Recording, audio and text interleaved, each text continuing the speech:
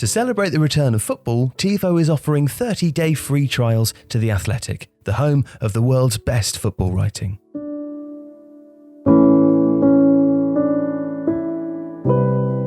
Since the end of the Second World War, Belgrade has been dominated by two eternal rivals, with their stadium separated by just a few hundred metres. But before then, the city was ruled by two very different Belgrade clubs: SK Yugoslavia, who wore red shirts, and Beogradski Sports Club, who wore blue. Both clubs were dissolved at the end of the war at the behest of Josip Broz Tito's victorious communist regime. So the new Yugoslav League, covering what is now Croatia, Slovenia, Macedonia, Bosnia and Kosovo, had two new Serbian powers join its ranks. Partizan, founded as the team of Tito's JNA, the Yugoslav People's Army, future winner of 27 league titles, 16 cups and runner-up in the 1966 European Cup final. And Crvena Zvezda, Red Star, also founded in 1945 and a successor club to SK Yugoslavia, taking its colours and even its stadium. Red Star would go on to win 30 league titles, 24 cups and famously the European Cup in 1991. Now shortly after that 1991 final against Marseille in Bari, Yugoslavia collapsed, fracturing its football league. Serbia and Montenegro, and then later just Serbia, went on a loan. Since 1992, only one club outside of Red Star and Partizan has won the league, when Obilic, a tiny club from the well-to-do Belgrade suburb of Vračar, clinched the title in 1998. Although this wasn't quite the underdog story that it sounds. Obilic's breakthrough was bankrolled by Zeljko Ražnatović, a vicious career gangster and indicted war criminal known as Arkan, who intimidated and threatened anyone who stood in his club's pursuit of glory. But whatever happened to Belgrade's other pre-45 club, the blue and white of BSK? In the east of the city, you'll find the answers at the Omladinski Stadion, home to OFK Beograd. If history had taken a different course, it might have been OFK playing in the eternal derby. Now, however, the club languishes in Serbia's third division.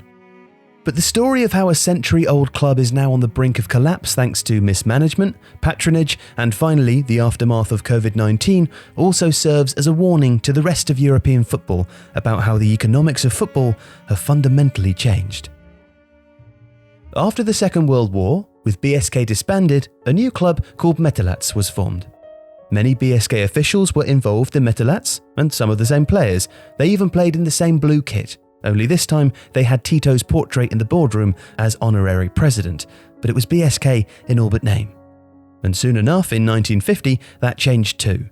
Once the post-war revolutionary fervour was over, the name was quietly changed back to BSK before being again changed in 1957, this time to Omladanski Futbolski Club. While Red Star and Partizan thrived, OFK became a perennial yo-yo club during the Yugoslav years, with brief forays into European competition at the start of the 21st century. Unable to compete with the Big Two, or even Belgrade's fourth team, FK Rad, the Romantics exploited what is one of Serbia's biggest resources, creating and then exporting its players. Clubs like OFK and countries like Serbia are the breadbasket of European football. The entire financial ecosystem of Serbian football outside the top two is based in large part on moulding and then selling players. Serbian football has a complicated organisational structure. Clubs are, in effect, mostly still state-funded, a hangover from communist times. Most are dependent on that government support, especially in the form of sponsorship deals, and almost all of them have to sell to survive. According to the 2019 CIES Football Observatory Migration Atlas, 521 players left Serbia to play professional football in other countries, more than Germany. It's the sixth biggest exporter of players in the world, with Brazil number one. But Serbia has a population of just 7 million, Brazil 210 million. Per capita, only Argentina and France export more. And OFK's academy is one of the most admired in the Balkans. The two biggest successes in recent years are current Serbia captain Alexander Kolarov and Serbia's all-time record caps holder Branislav Ivanovic. But for the past 3 seasons, they've been stuck in the third division, unable to get out. Former Yugoslav international, coach and club legend Ilija Petković, who took charge of Serbia and Montenegro at the 2006 World Cup finals, was brought in to help revive the club. This season, they finished second and missed out on promotion again. According to OFK director Vladimir Simovic, the club's annual budget of €200,000 to pay for the upkeep of its vast stadium and its academy is now almost all made up of player sales and UEFA solidarity payments.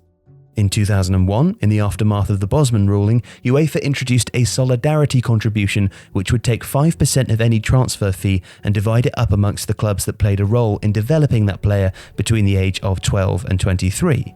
This, according to Simovic, now makes up 75% of their revenue. A large hole in last season's budget was only filled thanks to €75,000 that came from the sale of Serbia international Duško Tosić, when he moved from Turkish clubs Beşiktaş to Guangzhou RNF in China for £5 million. Tosić had spent 4 seasons at OFK between 2002 and 2006.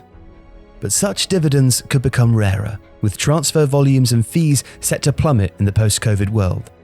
A report by KPMG in May forecast that with revenues taking a hit across the board, up to £10 billion had been wiped off player values, with teams in the top 5 leagues drastically cutting back their transfer budgets. That, in turn, will have a trickle-down effect on the clubs lower down, and those like OFK, often living on money one season to the next, will be the first to feel it.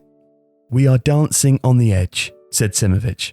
Most of the Serbian clubs are on this edge. He predicts that 30% of Serbian clubs will disappear in the next 2 years. The COVID crisis hit just as Serbia's top 2 leagues were being expanded. Extra promotion spots were made available in the 3rd tier, but OFK couldn't prove they would be financially viable to be considered for the level above. To make matters worse, Ilija Petković died, contracting the coronavirus after he went to hospital to be treated for a burst ulcer. It's a harbinger of a bleak future. The post-COVID world could well spell disaster for a 108-year-old club like OFK. But they are just one of many, with the story likely to be repeated many times across Europe over the coming months. With football finally back, Tifo is delighted to be able to offer 30-day free trials to The Athletic.